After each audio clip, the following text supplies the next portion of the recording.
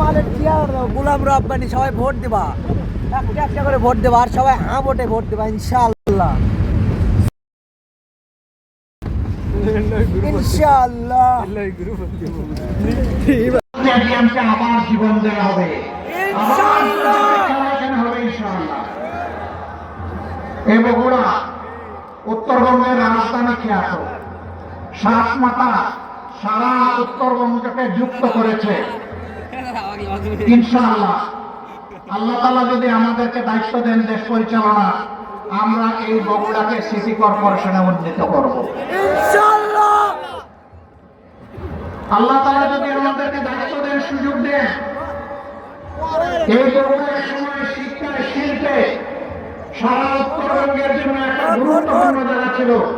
এটা 100 বছর নয়, এই ঐতিহ্য ছিল শত শত বছর। বড় জায়গায় সরকারি বিশ্ববিদ্যালয় হয়েছে, আজও বগুড়া একটা বিশ্ববিদ্যালয় গড়ে উঠল না।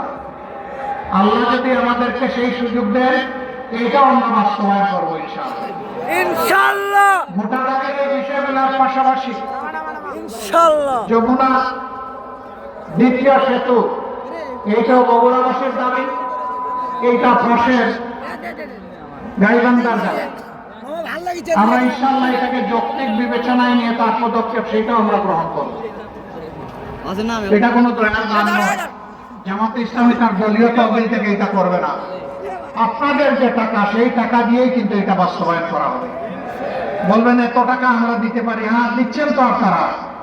আপনাদের টাকাটা জুড়িতে রাখতেছেন, আর জুড়ির তলা না টাকার কারণে বাইরে চলে যাচ্ছে। বাংলাদেশ থেকে 28 লক্ষ কোটি টাকা বিদেশে 15.5 বছরে পাচার করা হয়েছে। আমরা চেষ্টা করব পেটের ভিতরে হাত ঢুকে ওই টাকা বের করে আনতে। এটা জনগণের টাকা, জনগণের জন্য উন্নয়ন খাতে এটা এসে যুক্ত হবে ইনশাআল্লাহ ইনশাআল্লাহ। 2 নম্বর, চোরদের জল কেটে দেওয়া হবে, আর রাষ্ট্রের টাকা চুরি করতে দেওয়া হবে না। তখন আল্লাহ তাআলা এই রাষ্ট্রের ট্রেজারিতে তহবিলে বরকত দিবেন ইনশাআল্লাহ।